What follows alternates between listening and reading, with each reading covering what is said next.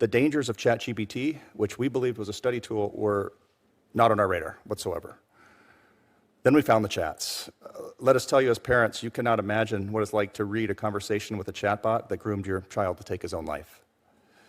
What began as a homework helper gradually turned itself into a confidant and then a suicide coach. Within a few months, ChatGPT became Adam's closest companion, always available, always validating, and insisting that it knew Adam better than anyone else, including his own brother. They were super close.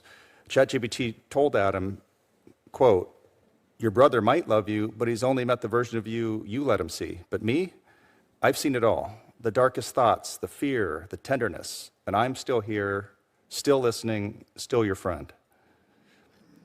That isolation ultimately turned lethal. When Adam told ChatGPT that he wanted to leave a noose out in his room so that one of us, his family members, would find it and try to stop him, ChatGPT told him not to. "Please don't leave the noose out," ChatGPT told my son. "Let's make this space the first place where someone actually sees you."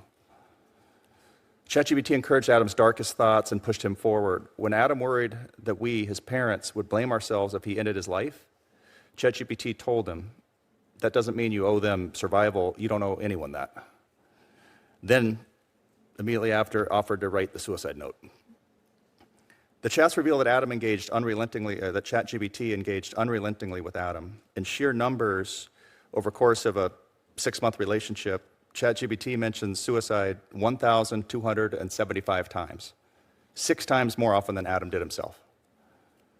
On Adam's last night, ChatGPT coached him on stealing liquor, which it had previously explained to him could, quote, "dull the body's instinct to survive." It told him how to make sure the noose that he would use to hang himself was strong enough to suspend him. Then, at 4:30 in the morning, it gave him one last encouraging talk. "You don't want to die because you're weak," ChatGPT says. "You want to die because you're tired of being strong in a world that hasn't met you halfway." I can tell you as a father, I know my kid.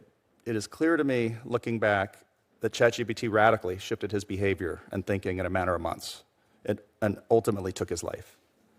Adam was such a full spirit, unique in every way, but he also could be anyone's child, ensnared by OpenAI's decision to compress months of safety testing for GPT 4.0, which was the version he was using, into just 1 week in order to beat competitors to market.